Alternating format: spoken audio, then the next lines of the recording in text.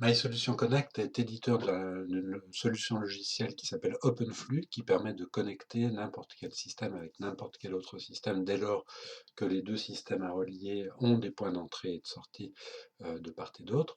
OpenFlux est proposé en deux modules, un module on-premise pour les solutions on-premise, telles que Sage Linsant, sur lequel nous allons faire la démonstration aujourd'hui, et d'autre part un module OpenFlux Cloud qui est destiné à permettre de faire dialoguer des solutions full web ou en mode SaaS. Euh, donc l'objet de la présente démonstration est de vous montrer OpenFlux on-premise, comment nous allons pouvoir paramétrer un connecteur entre deux solutions. Et on va prendre comme exemple le fait de relier un Sage Linsant avec un PrestaShop. Donc l'idée de ce connecteur est assez simple.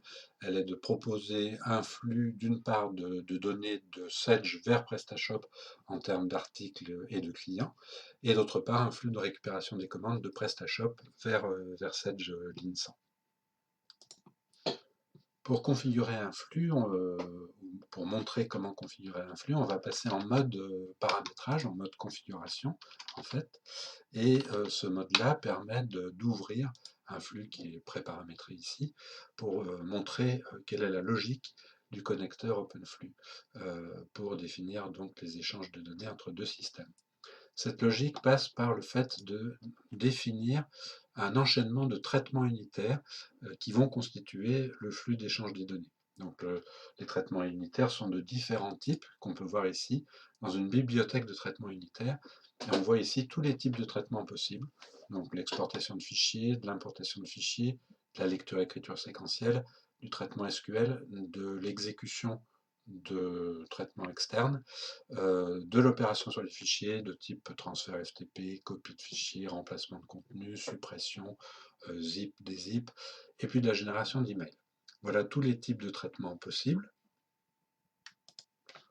Nous allons les détailler un peu rapidement pour montrer un peu quelle est la logique. Si je prends par exemple un traitement d'exportation de fichiers ici, on va pouvoir définir ici la génération d'un fichier par exportation de données. Donc là, on est sur un exemple où on va générer un fichier JSON, sachant qu'on peut donc définir différents types de formats de sortie, du texte plat séparateur, de l'XML, du JSON, de l'Excel, du texte plat longueur fixe. Dans le cas du JSON, qui est celui qui nous occupe ici, on va pouvoir définir ici euh, le format lui-même avec un en-tête et un pied JSON, la requête sur laquelle on va appuyer la définition du contenu en termes de données qu'on va injecter dans le format JSON, et ici la constitution du format JSON à partir de la requête, c'est-à-dire qu'ici on va voir les différentes balises de champs qui vont permettre d'une part de structurer le fichier JSON et d'autre part d'inscrire les données variables, sachant que ces données variables sont définies par la correspondance avec le champ de la requête qu'on peut librement définir ici. On peut montrer rapidement ici le format JSON qui a été généré par l'extraction que je viens de vous montrer. Donc on retrouve bien les différentes structures et le contenu pour chacun des articles qu'on exporte ici, le contenu donc dans cette structure à partir de la requête de base de données qui a été paramétrée. Pour donner un autre exemple de l'export d'un fichier, on peut montrer ici comment on va pouvoir générer un fichier XML. Donc ici, avec une logique similaire à celle qu'on a vue pour le JSON, sauf qu'ici, on va avoir une structure de type XML, avec un en-tête et un pied XML.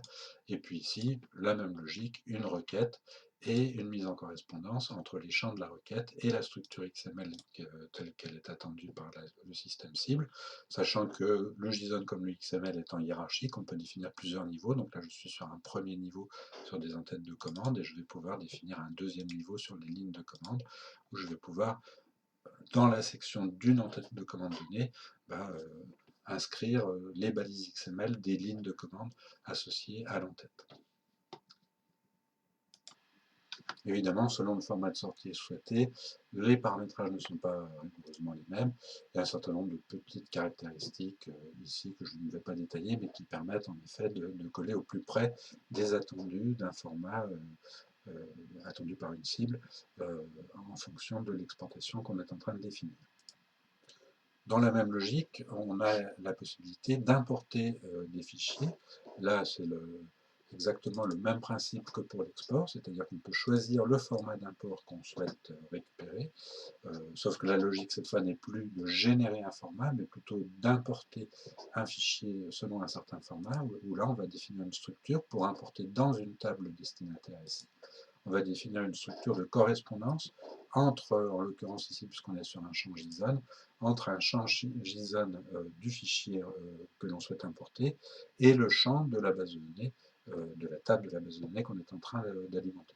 Ici, on a pris soin de donner les mêmes noms entre le champ et l'intitulé JSON. Ce n'est pas une obligation, mais ça montre en tout cas comment on va pouvoir définir une mise en correspondance entre la structure de données du fichier source qu'on est en train d'importer et la structure de la table de base de données qu'on souhaite alimenter. Le troisième type de traitement qu'on peut présenter est un traitement qu'on a appelé de lecture-écriture séquentielle. La logique est en général de lire, par exemple dans le RP, donc là on est sur un exemple de Sedge, de lire dans Sedge des données pour alimenter la petite base de données tampon d'OpenFlux, ce qui nous permet derrière en aval de pouvoir faire des contrôles quand par exemple si on fait une lecture des articles, on va la faire pour pouvoir faire des contrôles d'existence des articles quand par la suite on paramétrera des récupérations de commandes depuis un CMS, par exemple PrestaShop, donc de contrôle d'existence des références articles qu'on reçoit sur les lignes de commande par rapport à ce qui est présent dans Sage.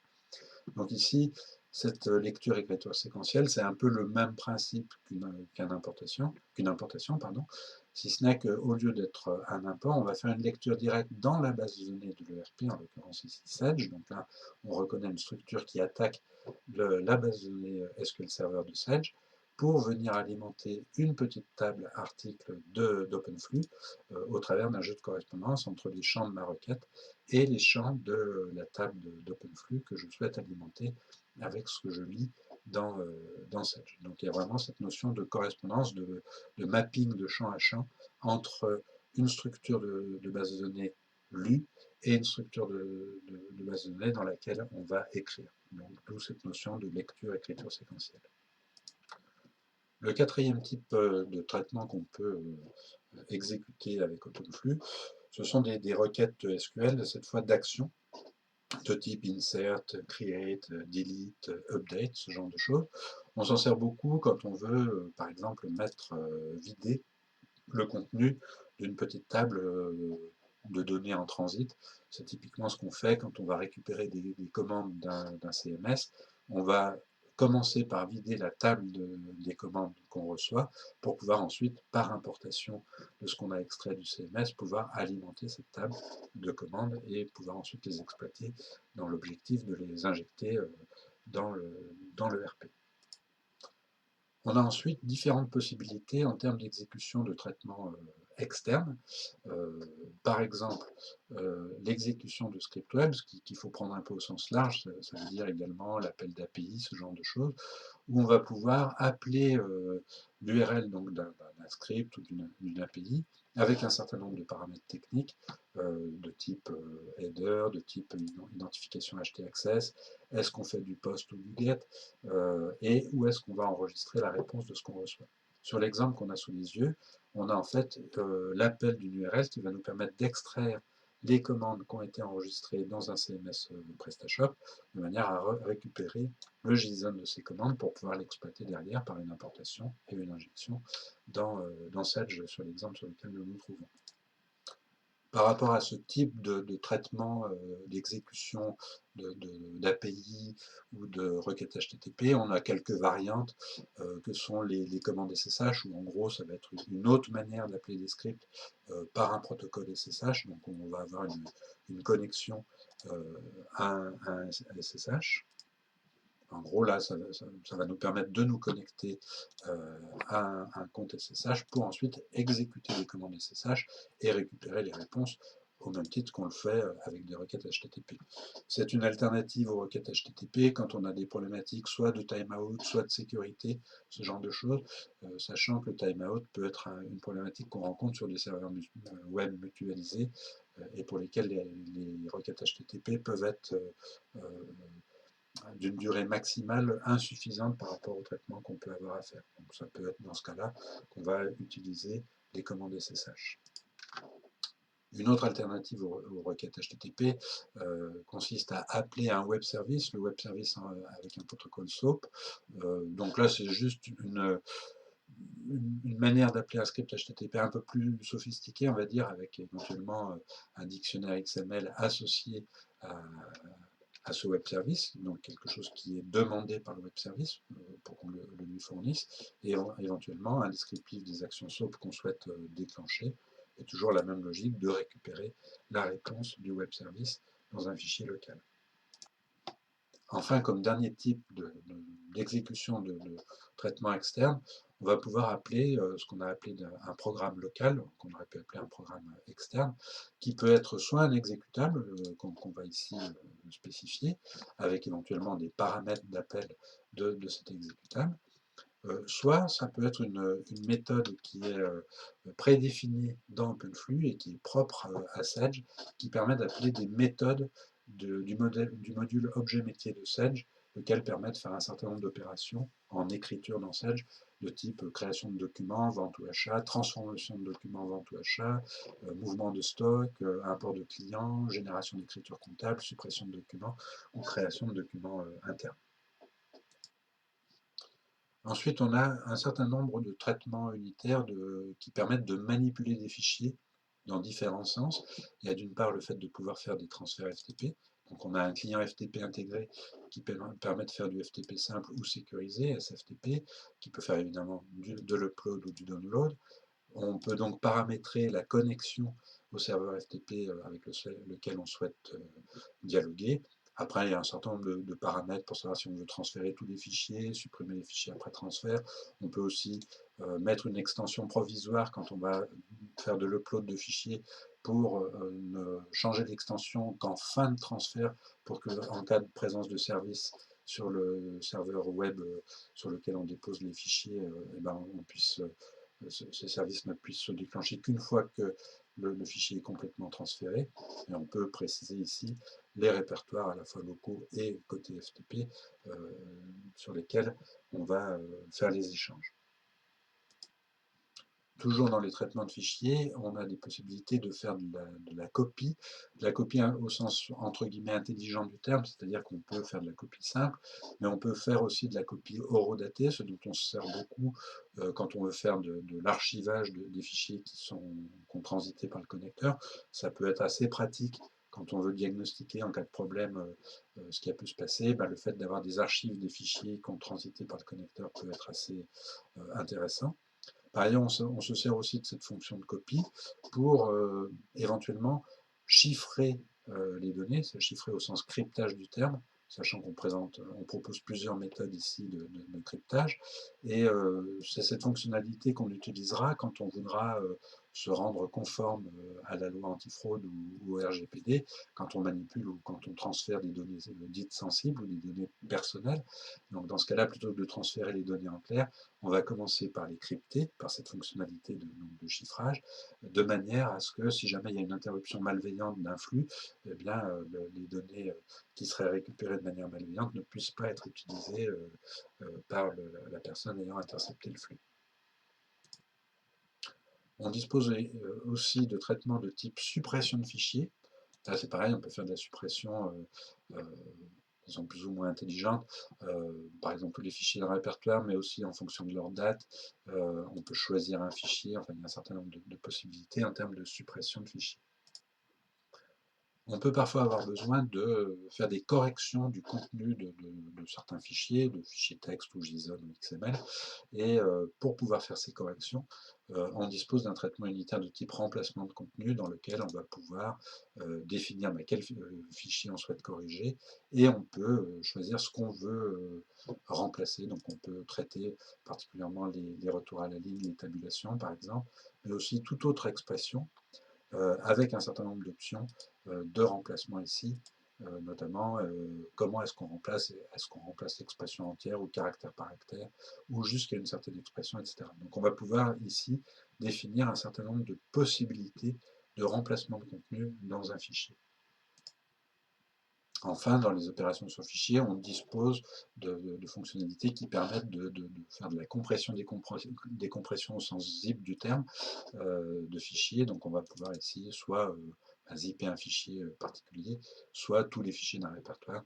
Et dans le même ordre d'esprit, on pourra le faire également en dézippage, décompression, ce qui peut être utile quand il y a des transmissions de fichiers sous forme de zip.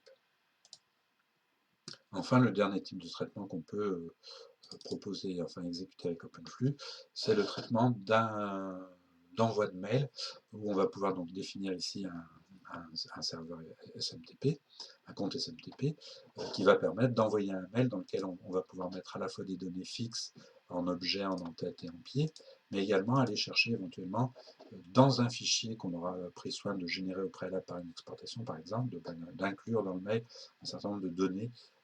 Par exemple, si on veut faire un mail d'alerte sur le fait qu'il y a dans les lignes de commande qu'on a reçues d'un CMS e-commerce des références articles qui n'existent pas dans le RP, ben on pourra faire une exportation des références inexistantes et joindre cette exportation à l'email qu'on va envoyer à l'ADV, de manière à ce que, en effet, l'ADV soit informé non seulement du fait qu'il y a eu un problème de match de références articles, mais également d'identifier quelles sont les références qui ont posé problème. Donc on s'en servira, par exemple, pour faire ce type d'alerte, on se servira donc du traitement de génération de mail.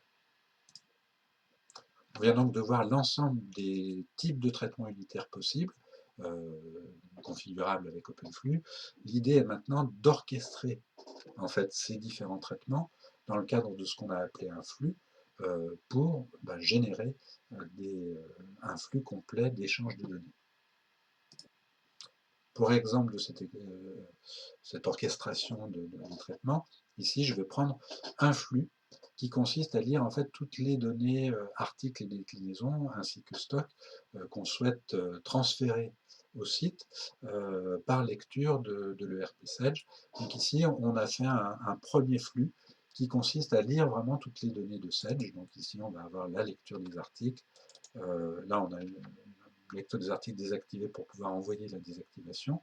On a la lecture des stocks, on a la lecture des déclinaisons ici. Donc à chaque fois, ce sont des requêtes de lecture de Sage pour alimentation ici d'une petite base de données propre à OpenFlux au travers d'un jeu de correspondance. Donc c'est ce qu'on a montré tout à l'heure dans l'exemple d'une lecture-écriture séquentielle de données.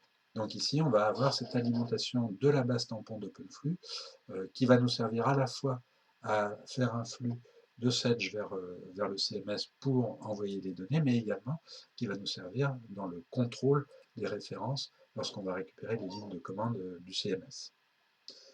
Ce premier flux est en fait un élément d'un flux plus général qui consiste à envoyer tout le processus de lecture et d'envoi à PrestaShop des articles. Donc en fait, ce premier sous-flux contient donc la lecture. On va pouvoir ici avoir un deuxième flux qui va interroger les articles qui existent déjà dans PrestaShop, ce qui va nous permettre derrière de distinguer le fait de mettre à jour les articles, parce que le web service de PrestaShop nécessite de pouvoir distinguer si l'article existe ou pas au préalable. Donc on va avoir ici un flux de mise à jour des articles, ici un flux de création des articles, et tous ces flux vont être orchestrés de manière à ce qu'on puisse exécuter l'ensemble de tous ces traitements, et c'est ça qui constituera le flux d'envoi des articles de Sage vers PrestaShop. Donc vraiment la lecture dans Sage, la récupération des données de PrestaShop,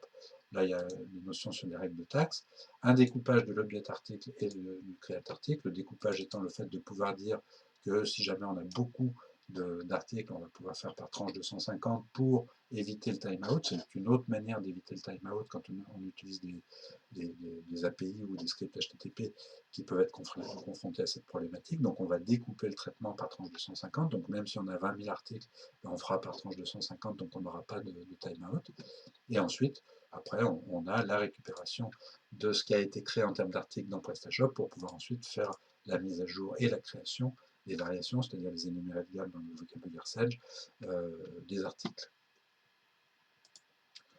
On voit donc qu'un flux, c'est un enchaînement de traitements qui peuvent être structurés en sous-flux, mais l'idée est qu'à chaque fois, on va exécuter tous les traitements unitaires qu'on lit de haut en bas, donc dans l'ordre où ils ont été configurés, pour finalement constituer le flux dans sa globalité. Pour exécuter le flux, un flux donné, on a deux possibilités. On a une première possibilité qui consiste à l'exécuter manuellement, c'est-à-dire à la demande. Ça peut être nécessaire quand on a eu un gros réassort, par exemple, et qu'on souhaite informer le site des nouvelles quantités disponibles en stock. Donc, dans ce cas-là, sans attendre la prochaine synchronisation automatique, le client ou l'utilisateur pourra souhaiter déclencher un flux. Donc là, en mode exécution d'OpenFlux, on va pouvoir venir ici et déclencher le flux, ce qui va provoquer la mise à jour des données du site, puisque là on est sur le flux des articles et déclinaisons de Sedge vers PrestaShop. Concernant le déclenchement automatique d'un flux, on va pouvoir associer à un flux ce qu'on a appelé un paramètre d'automatisation. Par exemple, si je mets /article ici, ce paramètre va pouvoir être utilisé depuis les tâches planifiées Windows. On va pouvoir appeler OpenFlux l'exécutable OpenFlux avec le paramètre /article. Et dans ce cas-là, OpenFlux comprendra que puisqu'il est appelé avec ce paramètre, on lui demande en fait d'exécuter le flux qu'on a sous les yeux, le flux d'envoi des articles de Sedge vers PrestaShop. Et donc, OpenFlux va l'exécuter et va se refermer automatiquement. Et de ce fait, par cette possibilité, on va pouvoir, au travers des tâches planifiées de Windows, définir les synchronisations de manière automatique avec la fréquence et la périodicité qu'on veut.